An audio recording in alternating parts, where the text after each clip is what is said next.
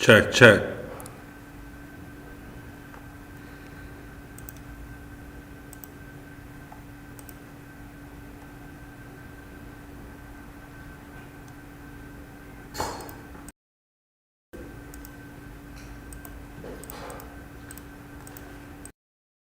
Keep walking. You are the spirit of Unapu. Keep walking. We the human, we are doing the spirit of Unapu. People who say that the gods made them from corn. They planned their lives according to the heavens. Well-versed in astronomy, using a sophisticated mathematics, they calculated the movements of the night sky thousands of years into the past and thousands of years into the future. They knew that the universe moved in cycles. Their lives were ruled by the rhythms of the natural world, planting and harvesting, birth and death, just as the great tree of life emerges from the earth. Always, they're connected. Science and religion. In dreams, we learn from the Maya gods when to plant and when to harvest, when to set a fire, and when to do the corn ceremony.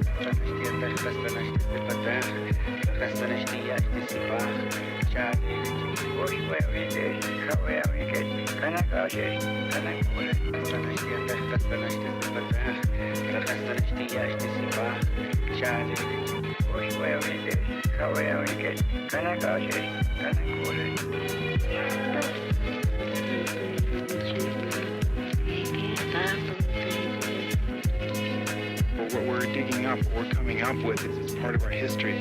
And the men that lived here are some of the greatest men we've ever had. And it's a fact that we're getting to know more and more and more about the life of these people. They still maintain their customs. They still maintain their ways of organizing their societies.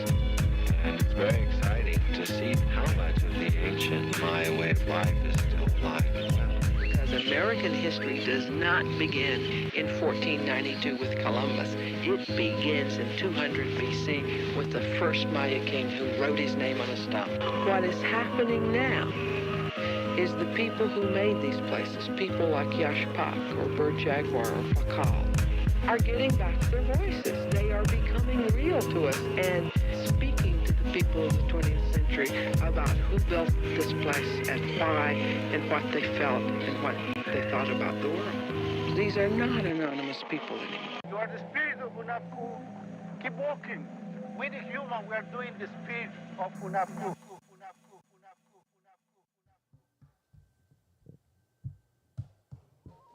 Yo. Las Aslan Natives Podcast, LA Natives Podcast. What is going down? Yo, what's up, you guys? Yo, Tlaxcomandli to all the people that are right here on the chat. The first ones in. I really appreciate those people because they've been waiting for the show to start and for our conversation to start. Wow, we've had a crazy last week. Man, it was like I really didn't even practice for that performance because I was so much responsible for so much things. You know, the stage, the parking lot, the boulevard, the city. Shout out to the East LA City Councilman or woman. What's his name? Gilda Solis. I believe so, Gilda Solis. Yeah. Shout out to Gilda Solis For giving us that award for putting on Indigenous Peoples Day Los Angeles in East Los Angeles on Whittier Boulevard, commemorating all the displaced natives and detribalized natives and combining them with the res natives from Canada, such as, shout out Dakota Bear. Thank you so much for coming down here, brother. Your performance was amazing. Your presence, your generosity, your focus, and much, much more. I know right now it's a little bittersweet, but we'll keep our prayers in mind for you because some stuff has happened to Dakota, and he's posted about it. Go to his page, follow him, shoot him a comment.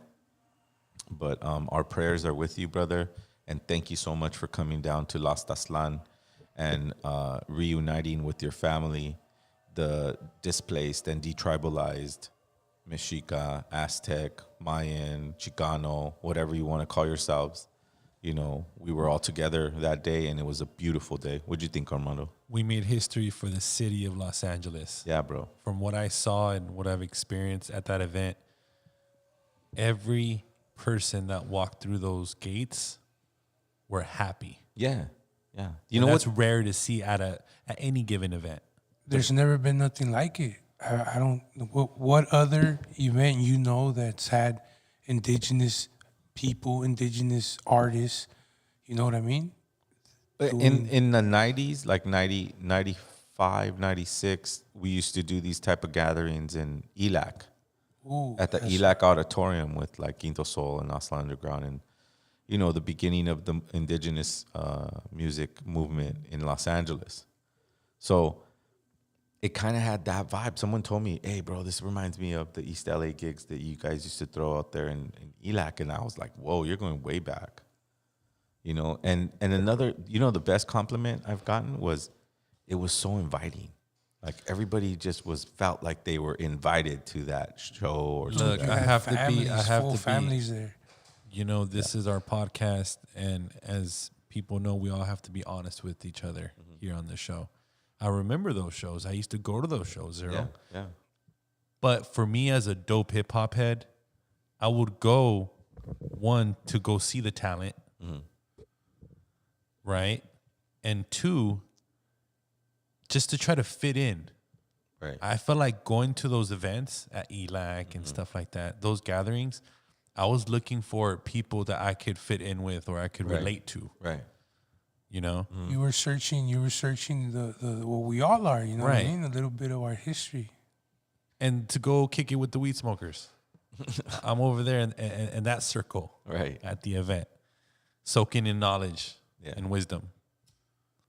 Yeah, those were special shows, bro. Like, and just like, last Sunday, it was an event that kind of, I think, grew from that although in 95, it was a lot more rebellious and I don't know how to explain it. Just a lot more aggressive. Hardcore. Where on what happened last Sunday was more family oriented, more healing, more acceptance of everything. You know what I mean? Like medicine was definitely like I don't know anything about my native history. Oh well, I do, and everybody was sharing like cool stuff. Information, history, like. Yeah, that was the point. That was the point that we all recognize that we are all one tribe, studying all of our oral traditions. See, oral traditions are a little bit different than reading from books and getting your answers in history from books, because books can be written by anybody and can be edited and could be, it could be a bunch of lies as well. So you use books as references. I'm not saying that they're not relevant, but when we go back to oral traditions, I mean sharing whatever knowledge we have with others through, talking to them or workshops or gatherings, like what was happening on October 9th in East Los Angeles on Whittier Boulevard. Indigenous Peoples Day was a day of sharing your indigeneity, no matter how much you knew or you didn't know about yourself. Now, there was brothers there that knew themselves very well. They have went through ceremonies and medicine ceremonies and different type of things to reconnect to that indigenous self. And they were there, happy, proud, either protecting the event or participating with others and sharing their knowledge. It was a very beautiful, successful, from the beginning to end event. Medicine was definitely in the building. Well, Zero, you have to understand, 30 days of planning and promotion. Yeah. Insane. That's nearly impossible to do. Yeah. And to have it go down in Los Angeles? that smooth. Yeah. Yeah. To have it go down. It's like we can't discredit Los Angeles. Los Angeles is just like New York.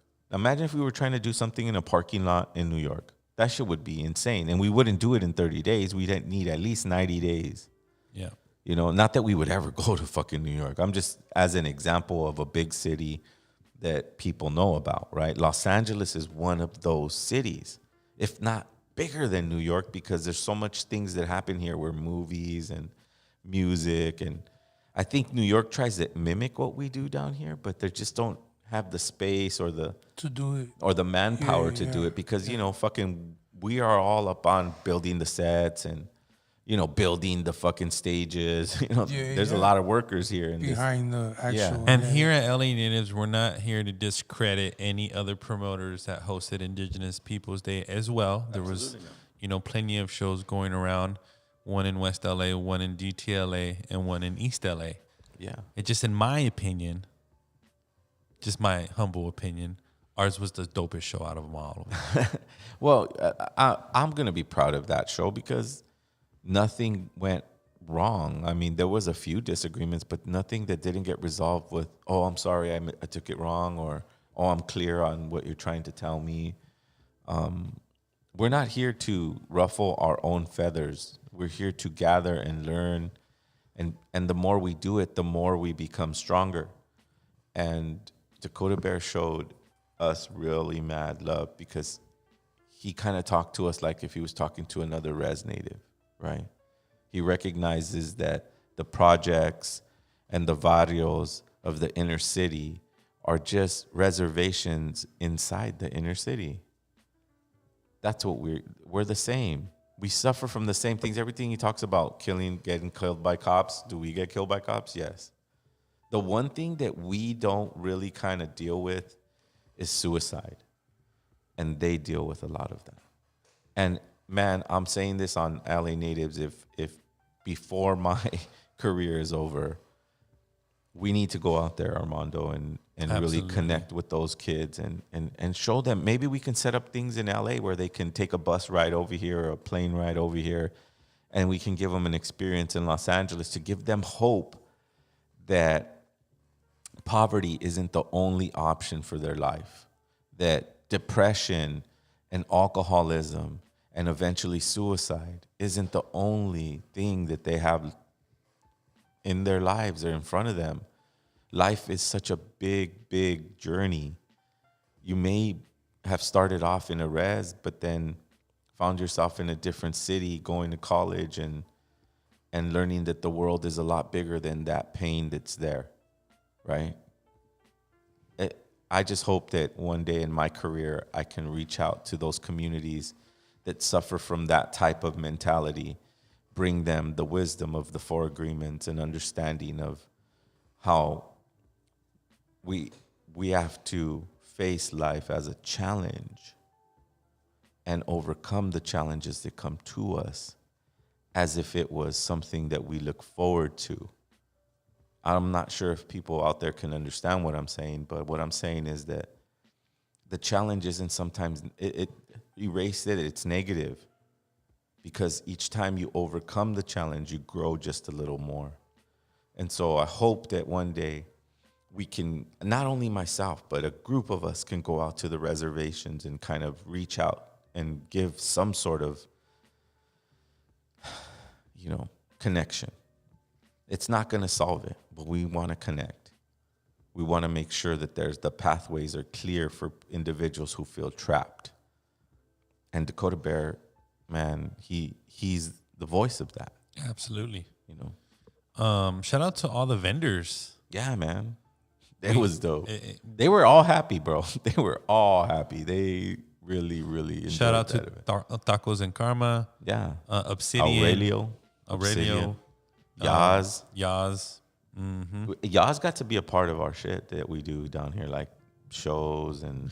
So for people that didn't end up showing up, what do they have to look forward to next year? Like, can you describe the event just briefly to the audience here, Zero? Well, next year, we're thinking of expanding it just a little bit more because now we have the attention of city officials that know that we're doing things in a good way and that we're trying to bring, all we're trying to bring with this is healing.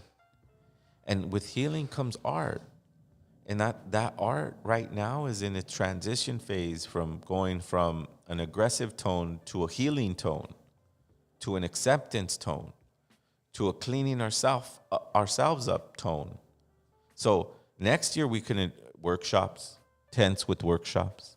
We need to address the children and have a safety area for them. I feel like we did the show with our viewers, with our audience, with our listeners, Zero. And we funded it ourselves. Yeah.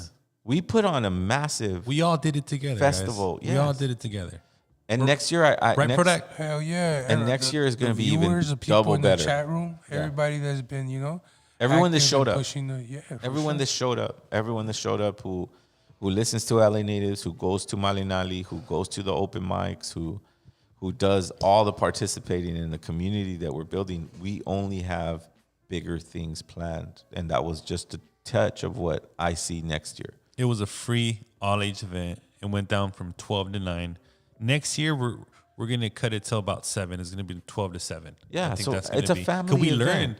learned, and this was like a trial run for all of us, to be honest with you guys. Yeah, I wanted to see what was going to happen. Yeah, we just wanted to see what was going to happen. Yeah. And we had, I think, overall about 1,500 to 2,000 people throughout there the day. throughout the day. Yeah, absolutely. That's fair It to was say. crazy. There was a lot of people, families, kids of all ages. Everyone got to perform. Yeah. The lineup, because we had an extensive lineup, Dude, guys. Whittier is the heart of the culture. Lowriders showed up. Yeah. The whole city showed up. Yeah, for sure. And that's a very important point, Armando, is that I saw a lot of local cruisers, the ones that cruise the boulevard or have been cruising the boulevard for decades, show up to our event and go, damn, Whittier Boulevard deserves this. That we deserve that this event be here. Yeah. You know what I mean? That's the Yeah. OGs. I'm talking about people that, like, from Ernie, Uncle Ernie, that sells his shirts right in front of our event at Plan Taslan, and he was there on October 9th. But he really felt like, man, this is a cool thing to happen here on the boulevard, because they usually have it on Echo Park or somewhere away from the heart of Chicano culture. Come on, bro. All the style, all the cars, all the music is from that area. And so it's time to pay homage to that. And that's what we did on Indigenous Peoples Day. Los Angeles. Prodak, what you think about the show? Dude, it was amazing. I've never seen so much people coming in and out, walking around, socializing. There was people sitting in the floor when they were drumming, when they had the drum circles, the women drum circles. Oh, yeah. The energy, the unity, it was all there. You know what I mean? For that period of time that things were going on, you felt like, don't be surprised there was witches there, you know what I mean? Trying to like suck up the energy and shit like that, you know what I'm saying? Because that shit was powerful. Yeah, it was. That shit I was felt powerful. what you're saying right now. Yeah. Yeah. Me as a promoter, it's rare that we do all age events. So the majority of the time I was there, honestly, I was looking at the kids' faces. Yeah. Zero.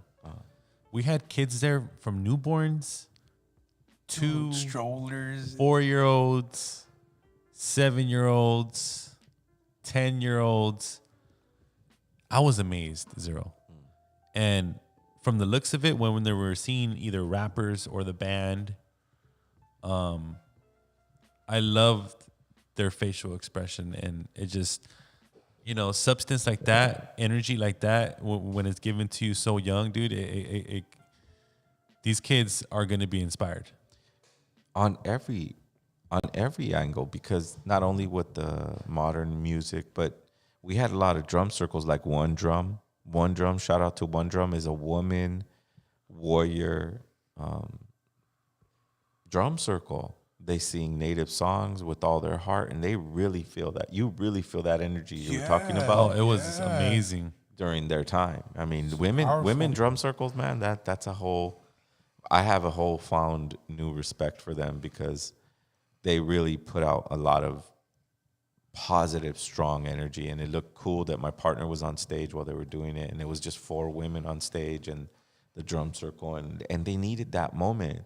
Women need that moment to go, this is our clan, this is our circle, this is what we're going to express, right? Just like the males that play music or have a band or whatever, they go do their thing. They go do their warrior thing. But it was beautiful to see the women gather in that way around that drum and sing their heart out to the community that desperately needs it on Whittier Boulevard. That was the man.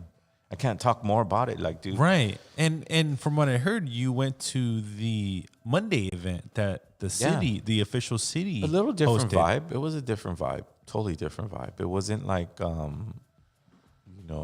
outcries. Was it a more corporate vibe? I felt like the city was patting itself on its back, like, oh, look, Like- Los, like, look, here you Los go, like, Angeles, yeah, look how yeah. cool you guys are. Look, you guys recognize the natives now. Let's let Like all shut them up. He's talk. like, here you go, shut up. Here you go. Like type of shit. Kind of. Well, I mean, I don't want to. I'm not going to talk bad about, Monday, but it was definitely not geared to the youth. I'm saying because it's in front of the city hall, right? Maybe. That's what I'm saying. It's in front of the city hall. No, it where- makes sense. That's what I'm trying to say is that No, but you have a point, Zero. Like, it wasn't geared to the youth. And it needs to be. I just would think an event like this, especially Indigenous Peoples Day, for what it is and what it represents, it needs to be hit hard to the youth. We're not teaching the kids. it's just the that right the things youth, at right? school. It's just that You know what I'm look, saying? Like- when they've had Indigenous Peoples Day in front of the LA City Hall or whatever, it's on Grand, that Grand Park. Yeah.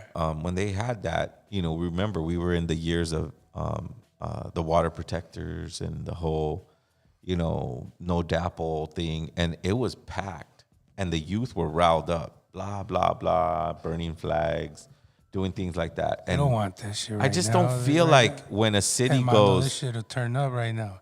If you can start turning flags on fire right now, City Hall, with everything that's going on right now today, they don't want that kind of attention. yeah, that's what I felt, because when I saw Taboo. And I was like, oh, yeah, cool. It's like, actually, I saw PJ Vegas, which is the grandson of the guy from Redbone. And I was like, oh, bro, what time are you going on? I want to see you or whatever.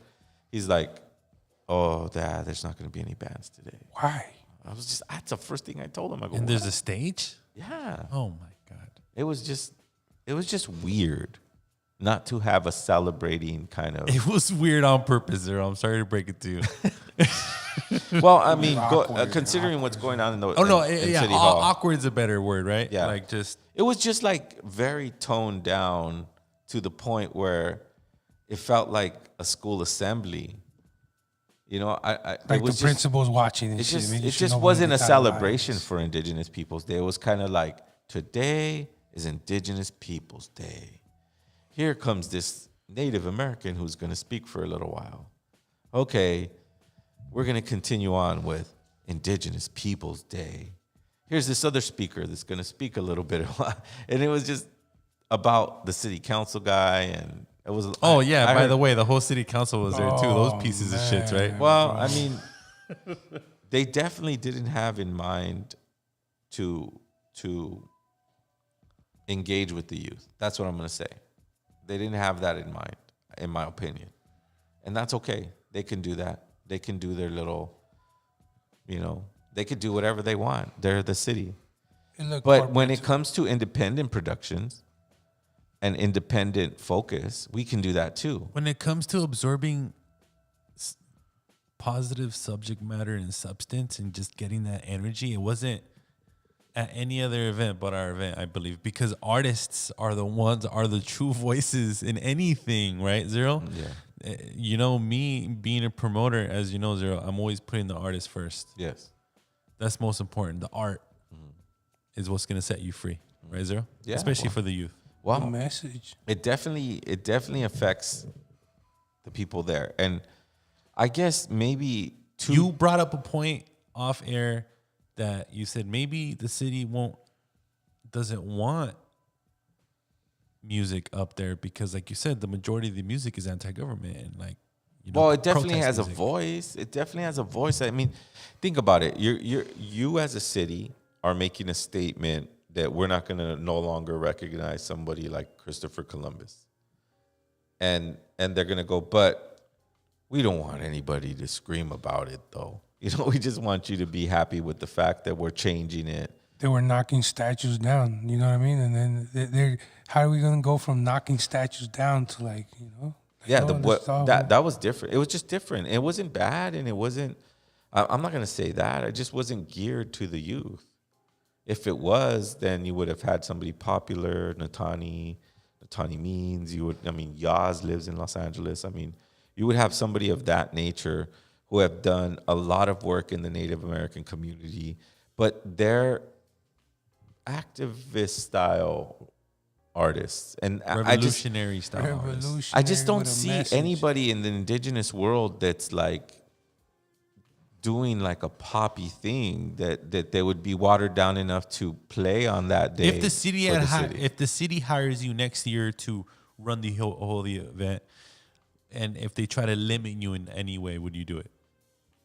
In what way? Like how? Oh, well, you can't speak about this or you can't speak about that. Well, then we would have to cancel the show. Absolutely. Yeah, we would. I wouldn't do it. Because why? Why are we going to do that? It would be fake. Like, I'm not trying to conform to anything. I'm just trying to bring Native issues to the forefront. People committing suicide because of poverty and lack of nutrition and disillusioned and detribalized basically from their spiritual roads. I mean, that is a big deal and it needs to be addressed. And it could be addressed because that's what healing circles do. They address whatever's happening. You don't think that back in the days when we were in the plains or when we were, wild in the deserts, that when we fought each other and some of us got hurt and some of us got injured and some of us were missing, we didn't get together and have a ceremony, come together and heal about that negative aspect? Well, it's the same thing that what we could have did on Indigenous Peoples Day all across the land, not only in Los Angeles, but that's what we did on October 9th. We said, yeah, there's a bunch of shit happening to us, but we're strong. Look at us come together and pray together and be strong together. Yeah, we're going to bring up the issues of suicide and alcoholism and blah, blah, blah, and all the issues, the social issues that we face, but we're coming together with a Native song and a Native intention. And most importantly, and Native love. And on top of that, Zero, you put health in the forefront too. Yes. Now, keep in mind, if no one noticed, it was a full vegan event. Yes, all plant-based. Brought to you by Manalani Superfood. Yes, all plant-based. Now, why is that so important in the indigenous communities? Because the industries that we were used to in the past are being controlled at this point, right? So then what you used to eat and how much you used to eat is going to start shrinking. And if you're used to being in a, high food diet and there's not food in the stores, what are you going to do? So then what do? We just solve the problem, though. We don't complain. We don't go, these guys are evil, because they are. But we find our own solutions through the seeds that were planted thousands of years ago, and that's addressing mineral-dense foods and changing our diets. See, as we get older, we must eliminate eating, not completely, but completely 50% to be healthy. But we replace that void of food with high dense minerals, right? And when you do that, then the longevity of your life gets more and you're more alert and you know how to handle the situations that anybody plans for you, right? And that's the state we need to be at. We need to be in the state where if they're planning something, we need to be ahead of that, adjusting us. And diet is a main thing because we're used to just pulling over, grabbing a hamburger. That was the foundation of the whole event, ultimately. Yeah, just to our show. Our version of indigenous peoples is like you said, show all the elements. I mean, I just don't see gatherings in the past to be like, oh yeah, let's go murder 50 deer, for this gathering. It just didn't. They're not white people, man. This was different. Like, oh wow, we caught one deer and we're gonna share it with like 200 people. So you get like tiny little piece of it. It's yeah. We're just trying to create different environments, safe environments, and I think we accomplished that with absolutely October 9th. So recently, and what I mean by safe environments is that all the food is safe, all the music is safe, all the, you know what I mean? Like everything is safe about it. That's why it's important to be a plant-based thing, because no one's going to get food poisoning at a plant-based food event. You see? Somebody could have, be cooking meats and not take care of them properly and get people sick. Right. We want to create the most safest environment. I think we accomplished that on October 9th. That itself is a festival. You know what I mean? To be able to just have vegan food or food that's healthy like that, it's hard to do. You know what I mean? And it tastes authentic, and you're not trying to eat 100%. lettuce all day. That's not what we try. Shout out to you guys have the best horchata, bro. I'm not gonna. Oh my god, that is, what is it? Mayan. The Mayan horchata. Oh my god. Yeah, it's a good drink because it has a lot of minerals in it. It's a very healthy drink. We need that bottled up everywhere. I need to go grab that at the store. You know what I mean? Yeah, That shit is we have amazing. half gallons. We sell half gallons of it. Wow! Shout out to the people doing that right Shout out to the stage guy. Yeah, Whoever bro. provided that stage. What the hell For any kind of viewers that transform? were there, we wouldn't have been able to pull this off if it wasn't for that guy in the mobile stage. It That was just stage so was convenient and there. That stage professional. was Megatron, fool. Yeah. That stage was Megatron. That shit showed up, and then all of a sudden, that shit is looking like, Yeah. people were on top of it. Yeah. The sound was absolutely see. fantastic, right? For what it was. Yeah, it was good. I mean, it wasn't. It's important. It was important. The one thing when I was discussing with Dakota Bear and we were gonna do this in the parking lot, I went, dude, we can't perform on the fucking pavement. Like it's just not gonna. It's not gonna give it the impact that it needs.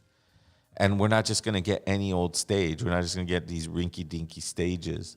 I go, we have to put some investment into the performances, that we're going to have that day. And even if you play a native instrument, you're going to play on a stage that's quality. And I thought that's what, it was kind of like a little club, like a venue. Yeah. They said So- real nice. Yeah, man. I shout out to the stage guys, shout out to the stage crew. And the day went flawless, bro. It was just flawless. It was the families were taking care of the families, and that's what it is when we gather as Indigenous people. We take care of each other. You see a little kid running around. It's like, hey, where's your mom at? Oh, he's over here. Okay, let me walk you over there to him. That's the kind of vibe it had. Everybody was watching out for each other, Yeah, hell yeah. and that's, I think, how it works. So, I don't know if everyone's heard, but the Los Angeles City Council is on some bullshit right now. Yeah. And just recently, as of the last 4 or 5 hours, Nuri Martinez resigns completely. She actually resigned her chair as From well. the actual So city council. 3 days ago, she resigned as president, but she kept her chair. She took a leave of absence, right? I don't know what the fuck that means. Right. And I got busted, fucking. Right. But give me my pay money. me. So Yeah. But so pay me, though. as of 4 hours ago, she What's wrong resigns with that? completely. So she's completely gone. Right. I just don't Good understand. riddance. I understand the uproar, but ultimately for me, I'm not surprised. They all think that way.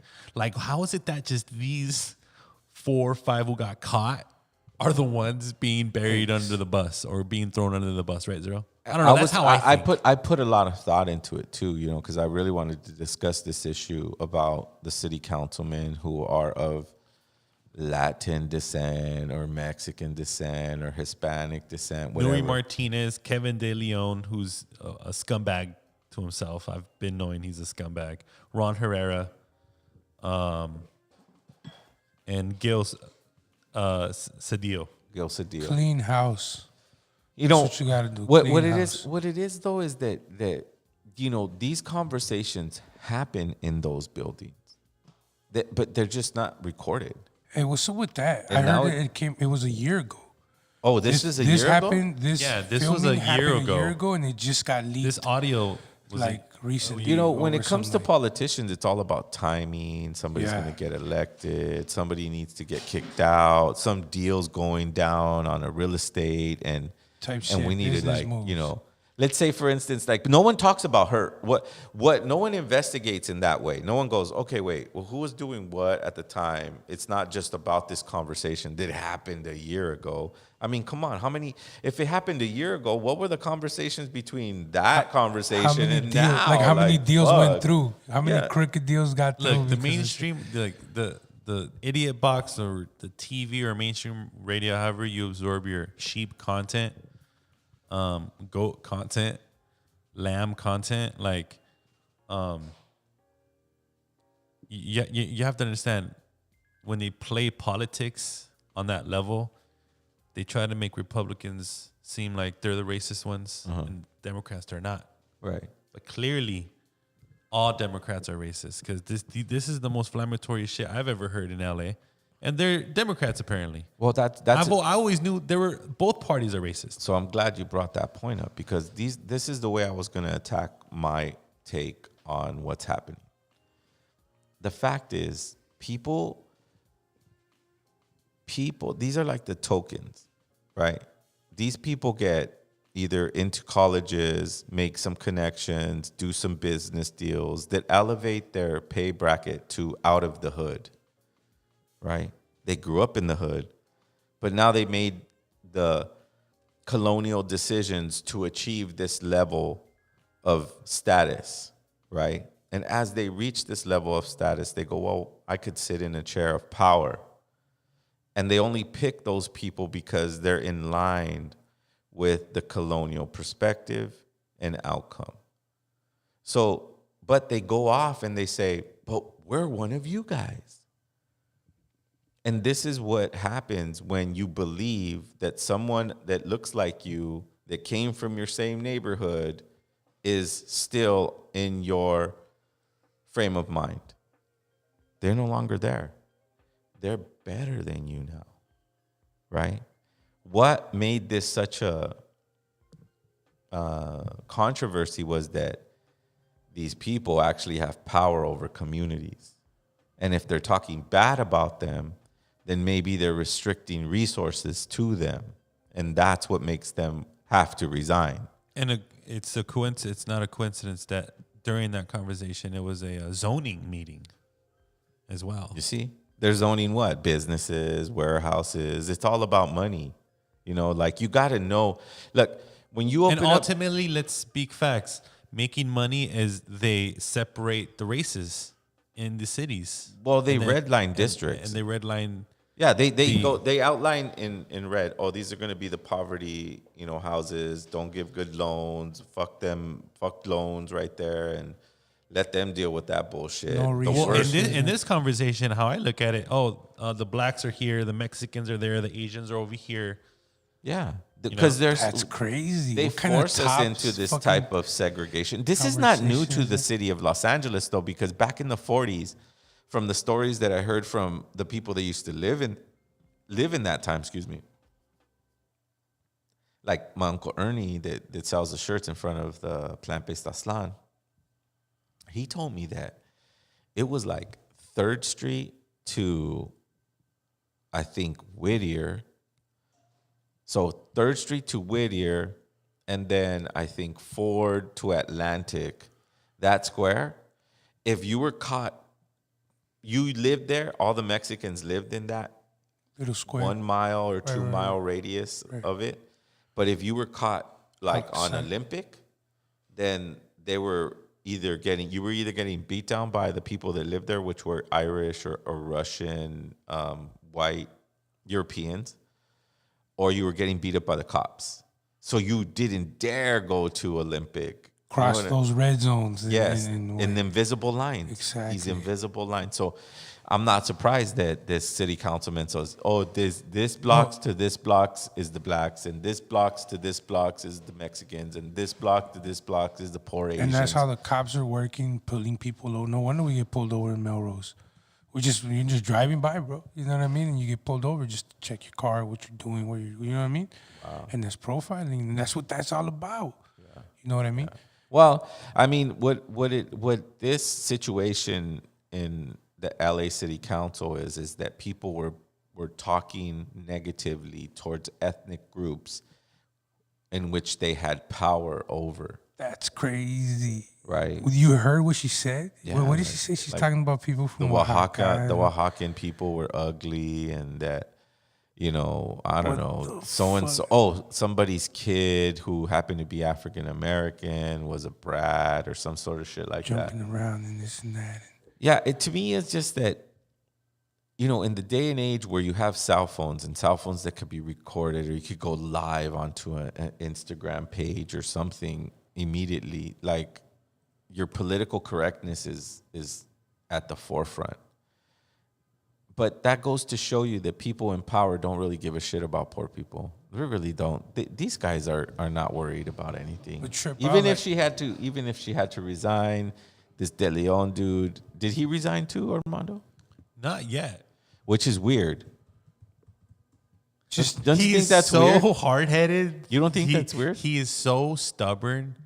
He feels like he could fix this. And that's the most disgusting thing about this. He's such a fucking fraud. Well, if he fixes it, then he has something to do with it, in my opinion.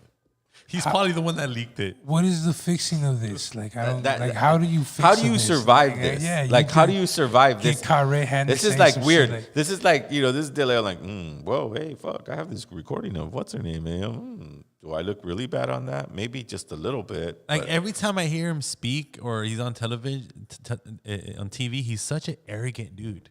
yeah, I don't know, man. Can't trust that. He, guy. he he's the more familiar face out of them all. Yeah. In my opinion. No, 'Cause- yeah, absolutely. He's, his name is he was at the 3rd Street Bridge. Yeah, that's right. He He's the announced- one that announced the third. Ozamali. Yeah. He's the one. So, Wow. I mean, these individuals could kick down to East LA, whatever, or maybe not East LA, but to their districts or whatever they're councilmen of. That's the problem. You can't really have those type of opinions having that type of power over resources for these communities. So it makes sense for them to resign. They should resign because they let their true colors know. But like you said, Armando, whether you're Republican, whether you're Democrat, let's erase the fact that either one of them have a sector that cares about the poor, because white America never cared about anybody of color. The doctrine of discovery is about putting people of color or people of indigenous descent into perpetual slavery. That means you wipe the floors. That means you take out the trash forever. And when your kids gets born, and when your grandkids get born, they're going to take out my trash too. That's crazy. That's what that means. And these motherfuckers sign up to be a part, but maybe not one or two of them. Like these council people, right? Man. Until they get caught. Because they feel like, oh shit, we're white people too. We could talk shit too. And it just they're breaking the stereotypes, all the hard work that it took to get to that place of position, to help out the communities and Well, this that's and that. what they run on. They run on like, I'm gonna help you guys. I came from you guys. I went to your guys' school, but I don't make the same amount of money a year that you guys do. I have several businesses that white people pay attention to. And not only that, but we should keep the same energy when our street vendors are getting attacked and they're getting beat up and all this other shit. We should keep the same energy. We should go out there. Like what a contrast, right? demand a What a fucking- contrast. What a contrast. Think about that, both Armando and Product. Think about that. We're so enraged. This lady called Oaxacan people ugly. Oh my God. She said they were ugly. Okay, now that's that issue, right? The city council. These guys are racist. They're saying racist things. These guys are actually beating up people. These guys are actually throwing away. Killing people. Yeah. But nobody's uproared on this side? Over a racial, it's a hate crime. This is worse. This is worst type of racism. This is the worst type of racism. We all know because so much money's involved. We all know that people in power do not like poor people. Whether you're white, whether you're black, whether you're yellow, Whatever whether you're color you are, Asian, if you're they poor. do not like poor people. They hate poor people. These individuals do not care about you. They will never care about you. They will never care about. I don't care if you sound like Bernie Sanders. I don't care. The only person that really, I just don't. Remember we sat here with remember that one time I think it was the Displacer episode where I sat here and the dude was like a senator or some sort of councilman, and we were going back and forth about how you can't change the system from within. You cannot change the system from within. You have to bow down to even sit there. You can't front. Like, you could be a hard ass, you could be a rude fucking council person, and everybody will hate you and maybe talk smack about you and try to figure a way to get you out of there, like they're doing to this person. They just probably want a business deal to go through, and she's in the way, or she shouldn't make any money off of it, and they're just trying to cancel her, and they did. Right? She's gone, and she's the only one that's resigned, huh? And that's crazy. Is she the only one that's resigned? No, 2 out of 4. 2 out of the 4. Pelosi. I Not think so Gil, long that ago. guy Gil, resigned. Oh, 3 of them resigned. See, So it's De just Leon De Leon. hasn't. Yeah, it's just De Leon. That's Weird. why he's such a freaking arrogant piece of shit, hard-headed motherfucker. dude. Yeah. Weird. Like, bro, resign. There's no way you're gonna survive this. Hey, Pelosi. Not That's so long weird. ago. That's It's on the news. She said something Unless about, he's part of the leak, because if there was no one from the outside recording it, who else was recording it? It's probably him. You I know? mean, that's we don't crazy. know that. We don't know that he did it. But if you retain your seat, that's weird. That's weird. That's a power trip. Yeah. No, it's just weird. It's just like, then people really have can suspect that you did something. You were the recording. we're hardcore. Our people, like us brown people, are hardcore. Like, we hold our people accountable for like the smallest things, And you got like Pelosi calling us all kinds of like farmer workers and Mexican this and that, and all that shit. And I'm pretty sure there's also black leaders out there that are disrespecting, the community, and none of that shit's out there in the news. None of that shit makes. The streams, or it doesn't go viral or nothing like that. In India, there is like a caste, I think it's called caste system, where like what I got out of it was that these people aren't even worth mentioning on the news. They're the trash Right. of all. Like in Right. Mexico City, when you see little tiny kids on the street begging for change, those people really, they don't count. That's the way they feel about us. Even though we do pay taxes, even though we do have we contribute to the economy, and we do that, they think of us in that same way, as poor peasant beggars, right? Because maybe one person has gone to college out of your 10 sibling family. You know what I mean? Like, they really think of you as less than less. And that's their mentality. That's what they're going to be forever, because that's what they were taught, and that's what they think is power. Now, we also have the right to look at it in a very different way and understand what true power is. True power is understanding that you are an unexplainable being, and that being or that person or that thing is connected to a very powerful source called Donatu, or the sun. These things are very important. These combat racism. When you're connected to the sun on your own, in your own way, on your own terms, who gives a shit about what someone says about you? They could say all they want. They could be as racist as they want.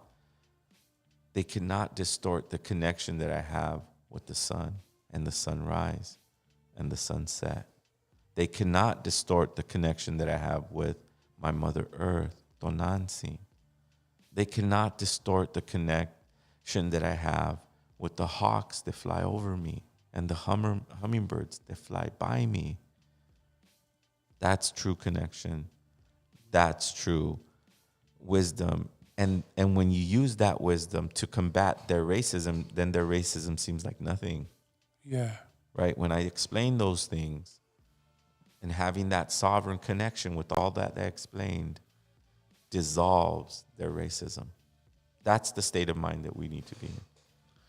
I just hope for everyone that's in an uproar about just these 4 individuals, please stop focusing on just those 4.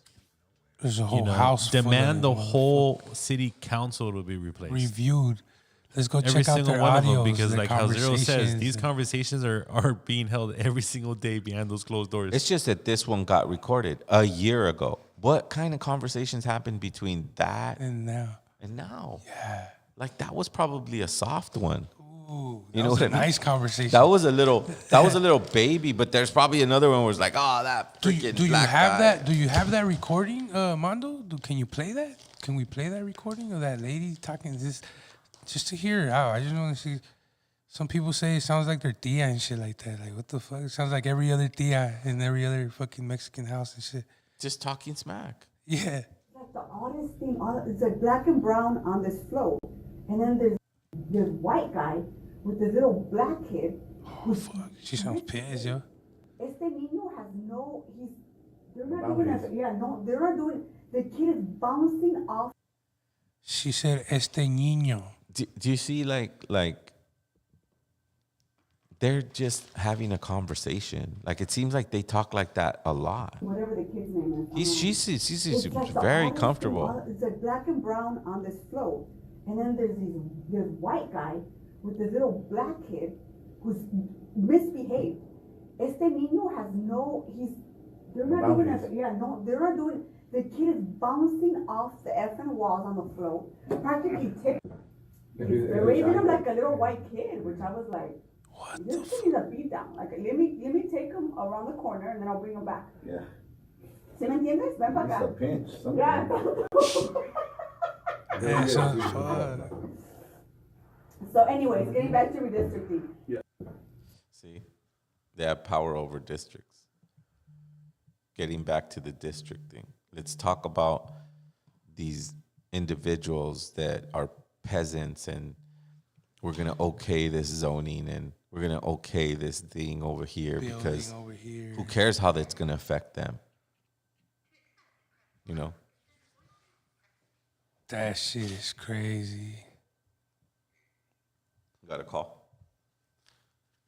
Yeah, we're about to get connected shortly. Hell yeah. And I think we have a call. Let's see who's Shout out. calling in. Hello. Hello. Yo, what's up, man? How you doing? What up? Pretty good. I could barely hear you guys. Oh, Can you How's hear that? us now? hello. Yes. Are we good? I How's- could still barely hear you guys. Oh, damn. Well, gotta get Might the be his volumes internet up. connection. Do you have anything to say, brother? What's going on? Yeah. In regards to this weekend show, I showed up, volunteered. I spoke with Zero. My name is Sam, and I told him that I was involved with the organization that I started. It's called the Native Kids. Oh, wow. What's Okay, up, man? cool. Thank you for And going to the what- show, man. I if- really appreciate it. Thank you for going to the show. I love the show, and I love your guys' show, and I love Dakota. My Oh, organization, I do two things with the LA community, and I feed the homeless here. Oh, cool. Twice this year, I went to Flagstaff, an hour north of Flagstaff, to a reservation. I handed out clothes, food, toys to the community out there. They are in dire need of everything I stated, especially food, drinking water. Their drinking water is like polluted, so they have people coming in dropping off water. Wow. There's a guy in New Mexico that goes to 3 different states and delivers water. Wow. And where is this at? This is an hour north of Flagstaff. And what reservation? There's different communities or different reservations. Arizona, New Mexico, where I'm from, Gallup, New Mexico. That's one of the hardest hit places due to the fact they don't have drinking water. A lot of these places don't even have electricity. Some of these families kids don't even have like cell phones, computers, etc. Wow. As far as going to school, they travel. I'm being serious. They travel 50 miles round trip on the bus just to go to school. Yeah, that's Some like of these a whole people day. live in dire need of people here in LA that are homeless. they get better attention from the city and other organizations giving them food and whatnot.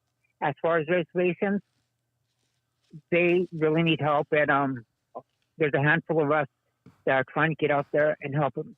Wow. Absolutely. As far as suicide is concerned, they are the number one top suicide rate in the U.S. Wow. Just due to depression, they don't have anything. Drug use is rampant.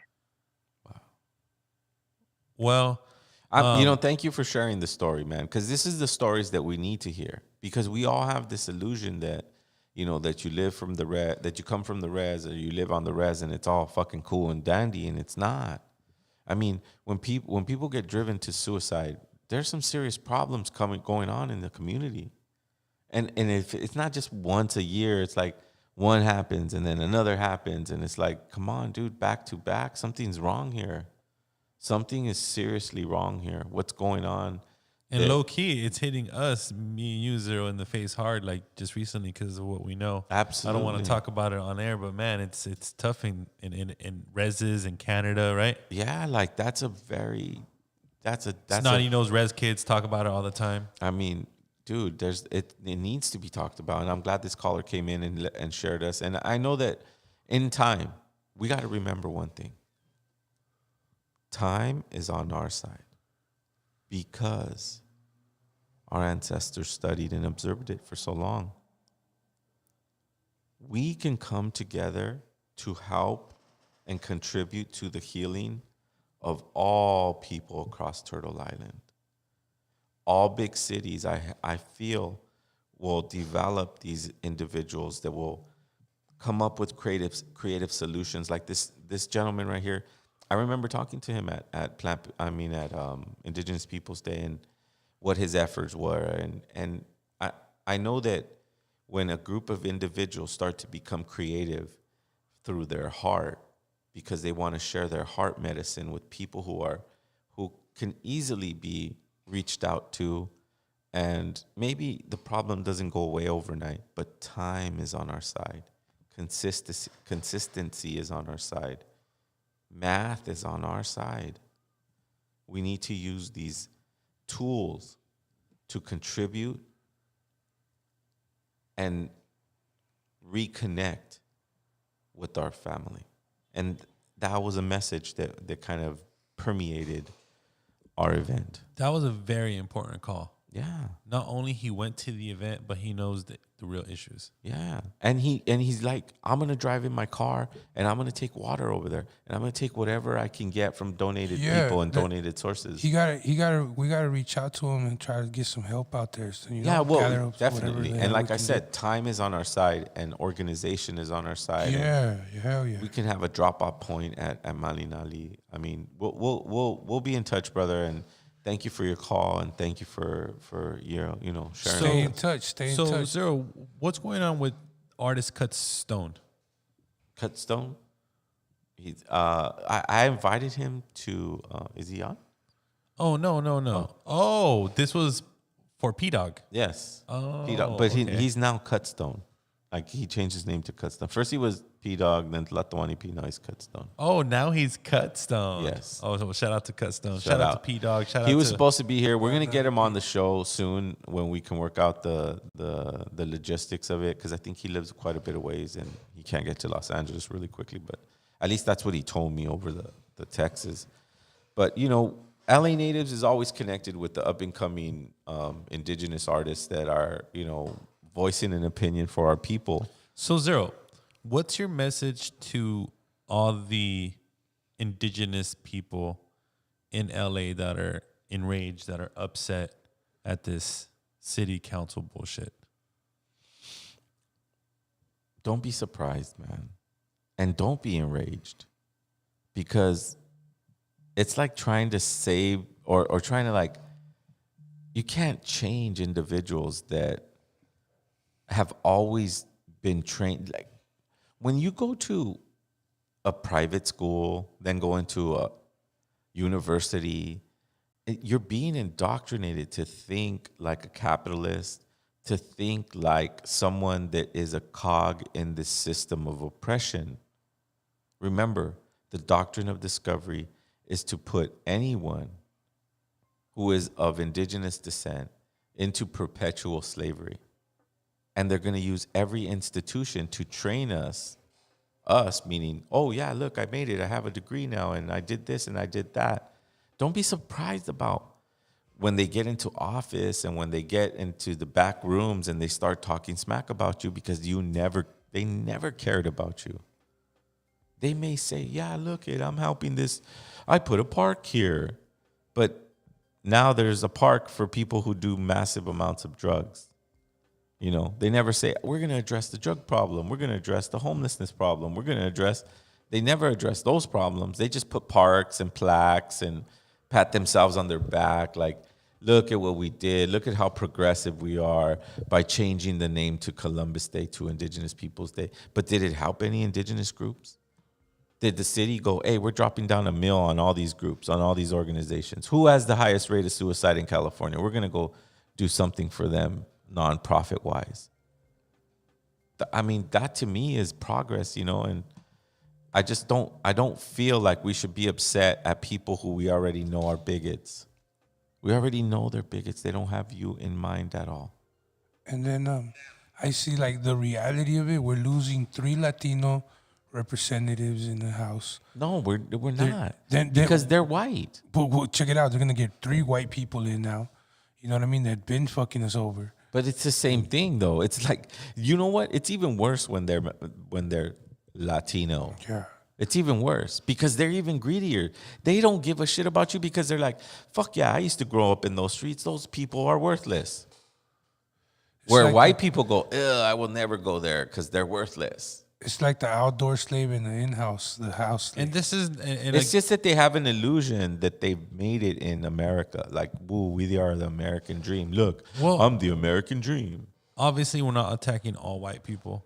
But clearly, with this example, self-hating Mexicans. Yes. That's what it is. That's even worse. Yes. That's what we're talking about. That's what we're talking about. Honestly... we have to face the facts that the majority of Mexicans who live in fucking LA think the same way. Yeah. Yeah. In that tax bracket. Because they went to private Catholic schools and then they went to colleges and then a lot of sheriffs are like that. All the Latino sheriffs in the hood, in the community and shit, they're like that, bro. They hate us. You know what I mean? And they hate themselves. And they're fucking raza, bro. Well, like, they hate themselves. People like this individual who was caught saying that Oaxacans are ugly. She hates themselves. She hates herself. That's crazy. She hates herself because she drives in her Beamer into her suburb, bro, next to her white neighbors or her colonial neighbors. I'm going to stop saying white people or you know, Zero. I want to start using the word colonials. Zero. I know some beautiful Oaxacan ladies, bro. Beautiful, bro. I'm sure. I don't understand where she gets. Oh, they're ugly. Well, I don't get it. I think she said they were short and ugly. Oh, that's crazy. Yeah. So that sucks. That's fucking crazy. That sucks. Zero. I think that is the most disgusting thing I heard on that. No, I'm gonna be honestly, like, out of all the comments that she made, that was the one that was like really off the rails. But I hope we get the message of what we're talking about here in LA Natives is that people who look like you, that hold powerful positions, are at the mercy of somebody who is way richer than them, who put them there, who helped them get there. So then they owe them something. Yeah. That's what it feels like when anybody, and then they come out here and they come to East LA and they go eat tacos at King Taco and they take a picture and they go, look, I grew up here. Now, get the fuck away from me and get me in my Beamer so I could get the fuck out of here because I don't live here anymore. You know, there's a reason why Malinali is in East LA, bro. The business decision to put it in East LA, people would have been like, what are you doing? But I believe in our people to get back to the wisdoms that our ancestors had. I could have easily put Malinali Superfoods on the west side. With Tom. And made a killing, but that's not what I'm trying to do. You would have killed it over there with Tom and Karen. Yeah, but that's not what I wanted to do. I wanted to bring wisdom Karen. back to our community. Hey, medicine, bro. That's food. major, bro. That's Through fucking food. crazy, bro. Hell yeah. Through food. Good shit. It's through food. You know, if I could be known for anything, is that, you know, we got led back to foods that help us heal. Because when we heal our body, then we heal our mind. And when we heal our mind, then no one can take advantage of us anymore. So here, I have a question. Here's a question. What does someone do that wants to change their eating habits and are used to all this fucking nasty food that we eat out here, McDonald's, Jack in the Box? What's the first step that we have to make to go towards that?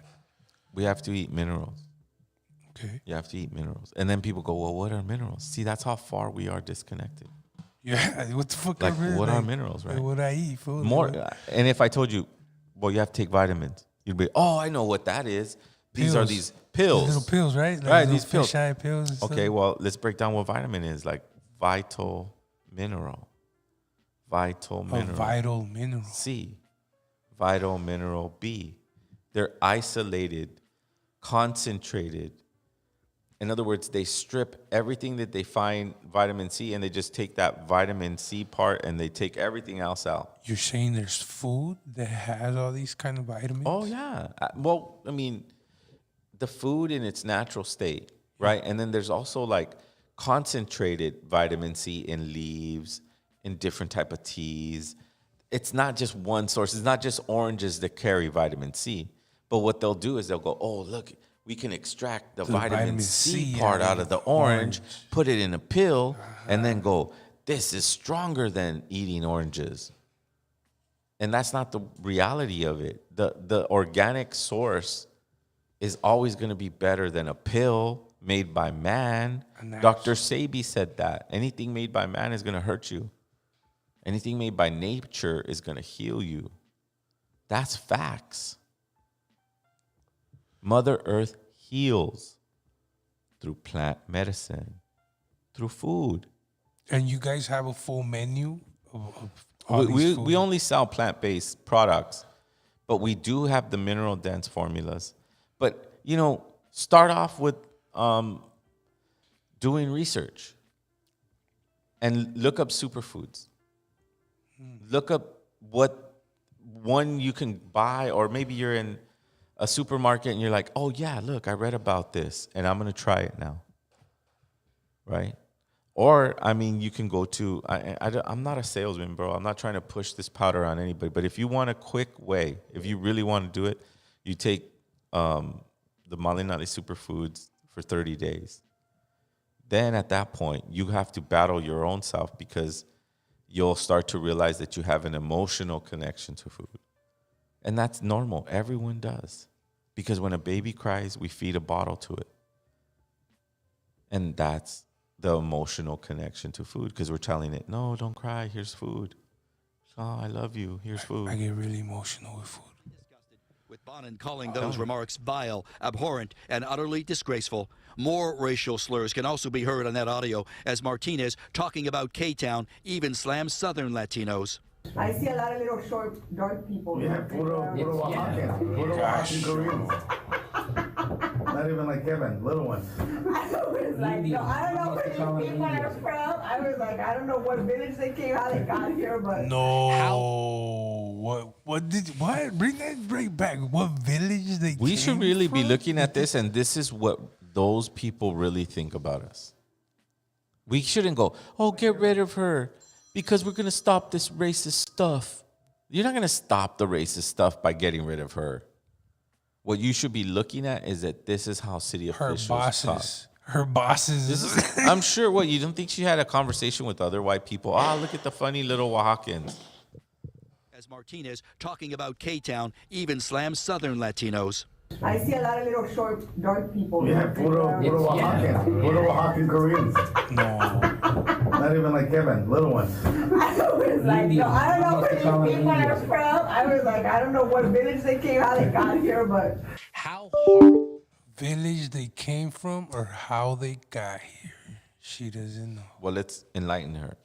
These individuals would hop on a train on the top all night with no blankets.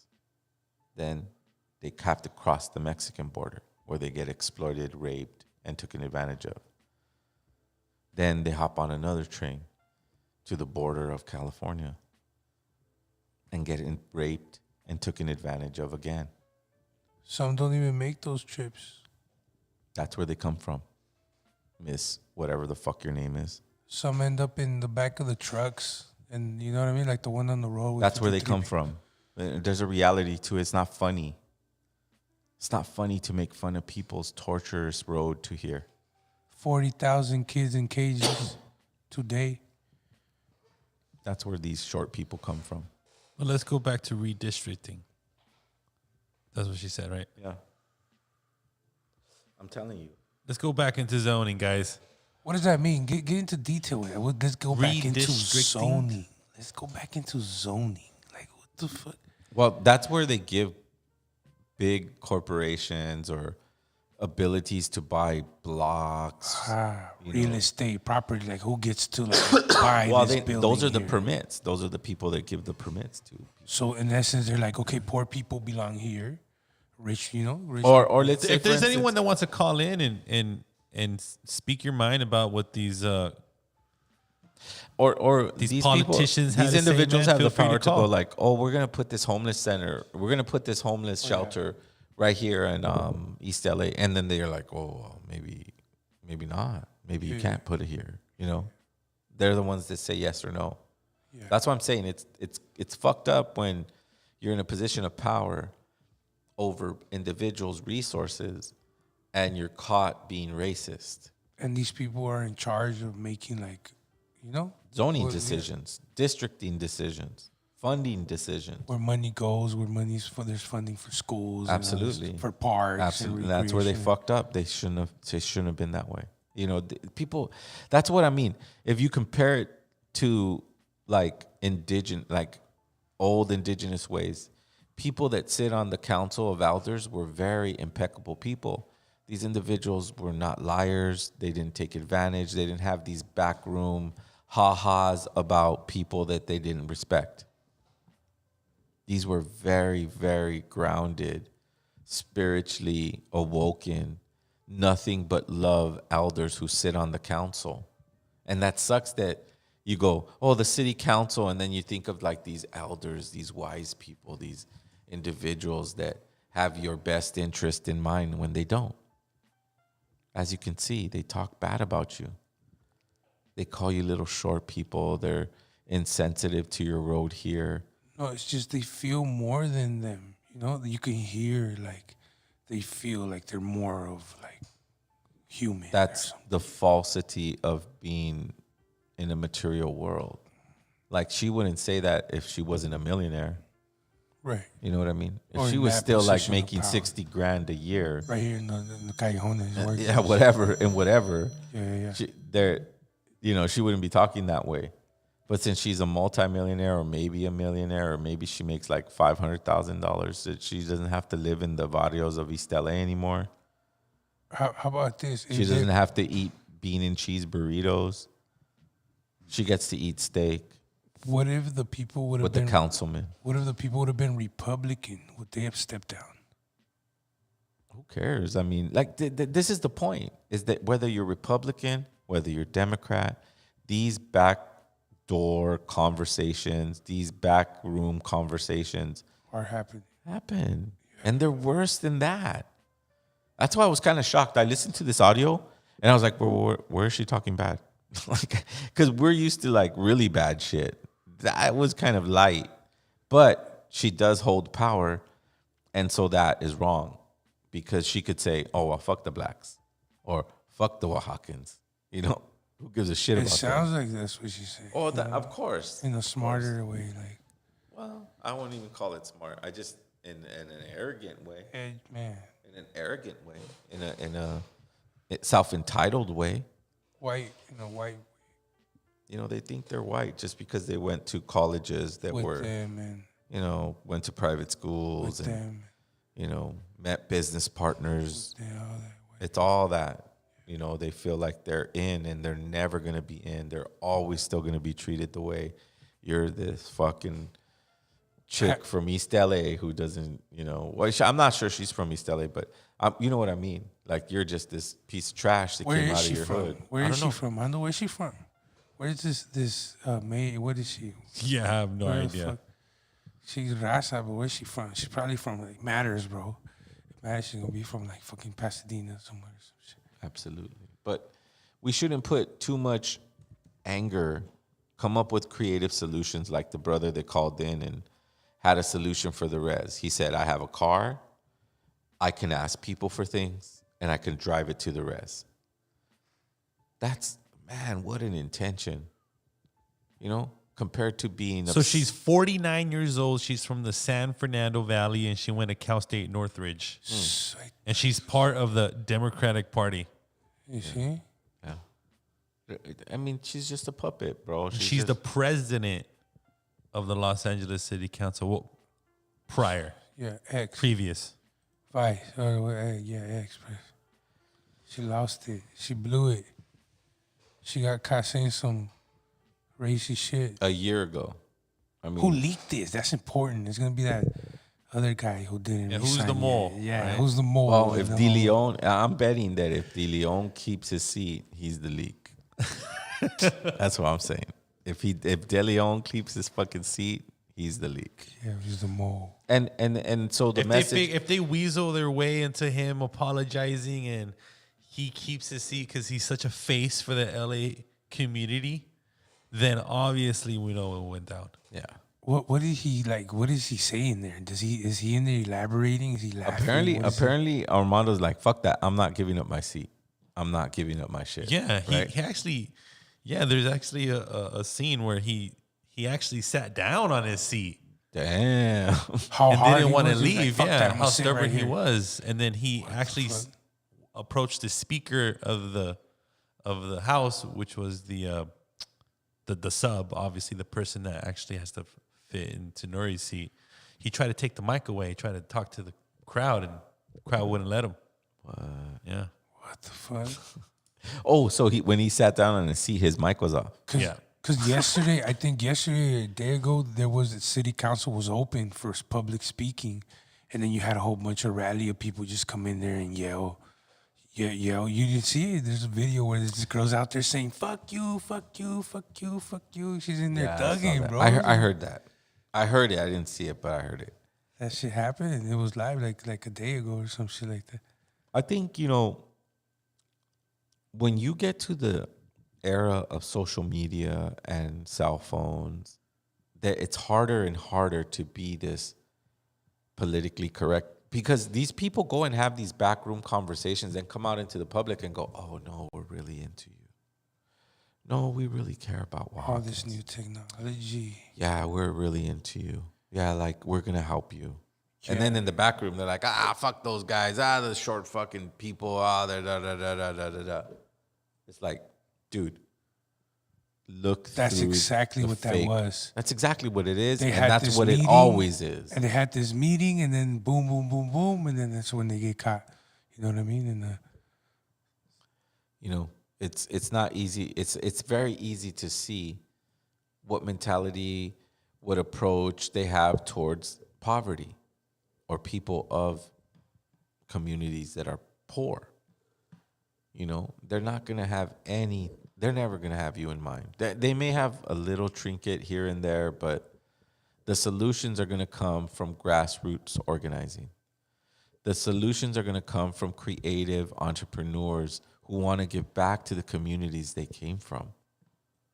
That's where the situation is going to really drastically change, because we won't be dependent on racist, quote-unquote, Latinos, right? To give us funding, to help us with our programs. Hell no, that's how they think about us. Yeah. They go, oh, yeah, let's give them a shitty little program and let's fund them $7,000 and they should be fine. Hell no. Yeah, these fucking short Oaxacans in the back room, they're talking shit. So they're never supposed to have a solution. They're supposed to create this type of chaos, And that's exactly what happens. But in the age of social media, I think it just little by little chips away at the reality of where and what we face as Indigenous individuals across Turtle Island. We got a caller. So, for everyone tuning in, make sure you subscribe to our YouTube channel. Very important. Help us get to 1,000. We're almost there. Tell a friend, family member, comment on the video, share on the video, hit the like button. If you really want to support, simply visit lanativespodcast.com. You can slide a donation there. Most importantly, you could buy a t-shirt or a hoodie. Any last words, Zero? Yeah, the thing is that we rely as a poor community for handouts from these individuals who say they're on our side because they have our features or they could speak our language. But their intentions are very different. Armando just mentioned that we have a website and that we have our own merchandise and that we have a donation button. And if our community would support the right people, right, that a lot of things would get done, because we came together as grassroots organizers, reached out to every single possible outlet and made October 9th happen in our parking lot and welcomed every Indigenous face on Turtle Island to come. And it almost seemed like damn near everybody came. So thank you so much for everyone who showed up to Indigenous Peoples Day. Shout out to my partner, Jenny, who had shitloads of work on that. And on top of that was serving awa. So, I mean, I was taking out the trash. It was just that type of event, you know, where our family came over and we accommodated a space for them to be free, to be themselves. Continue to be yourself. Continue to connect to the elements of which you are made of. Don't let arrogant city officials distort your energy so much that you don't remember to pray with that sunset and that sunrise. Remember, you're connected to something far more greater than racist comments. We'll see you next Wednesday. Tlasukamatli. Umeteo. Tonantzin.